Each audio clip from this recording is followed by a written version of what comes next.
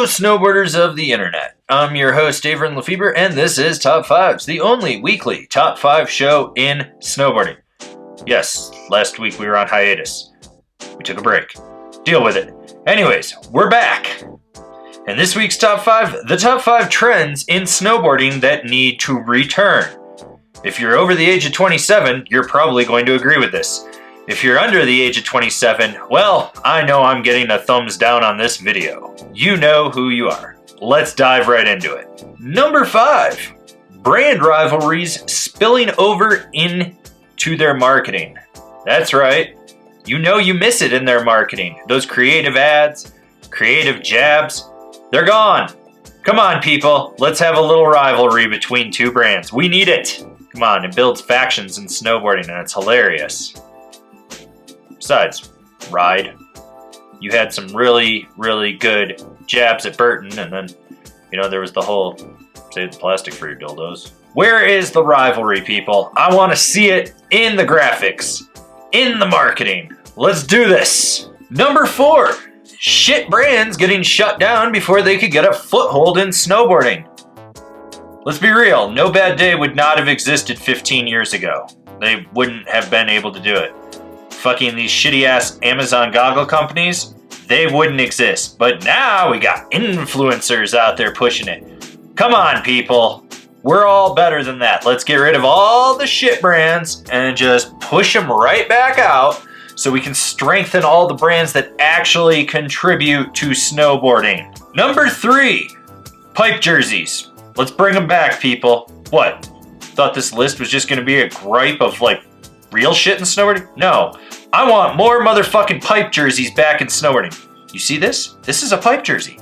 I used to have better ones than this. They wicked moisture. They were breathable. They were fucking amazing for spring riding.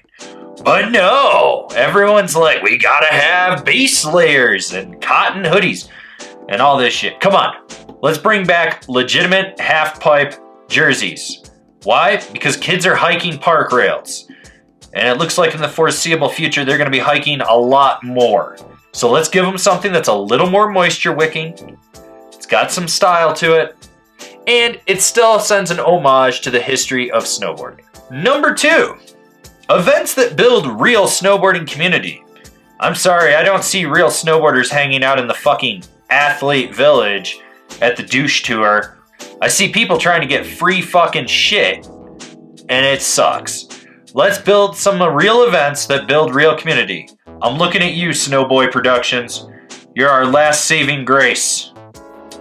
That and all these bank slaloms. Those seem to really be building good community too. I should do those. Does that mean I'm old? Am I old? He's not talking to me today. Honorable mentions. Let's make contest play second fiddle to a pro's career. Let's just do that. Let's just push that shit out. I mean, video parts should be prominent, whether they're releasing them online or not.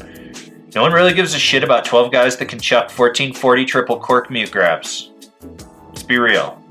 Jimmy Anderson's been throwing down the same fucking run for 7 years. Sorry, that's just the truth. Also, while we're at it, let's make being a pro snowboarder actually fucking mean something these days. I mean, it used to be if you became a pro, you actually got a paycheck. Now it's like they turned pro and, well, they're still working at fancy restaurants serving you dinner. Let's take care of our fucking pros here, people. Also, because creepy superfan Alan Russell said that I had to put this on the list, visor beanies. Why?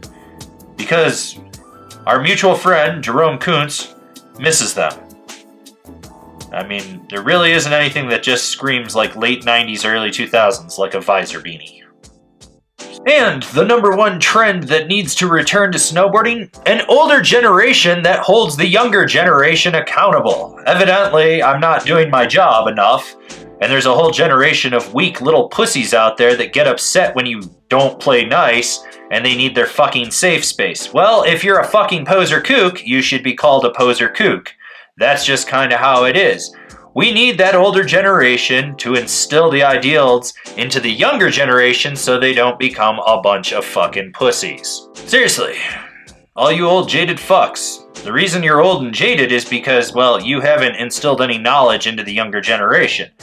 And for you younger generation, you need to show the older generation that you fucking care and why they should consider you relevant in snowboarding. It's a two-way fucking street here, people. I can only do so much and I'm awful at it. I will not deny that. I am not the man for this job at all. But I'm never gonna look back with rose-colored glasses and say, hey, it was better when. No. Progression and moving forward. That's what we've got to do here, people.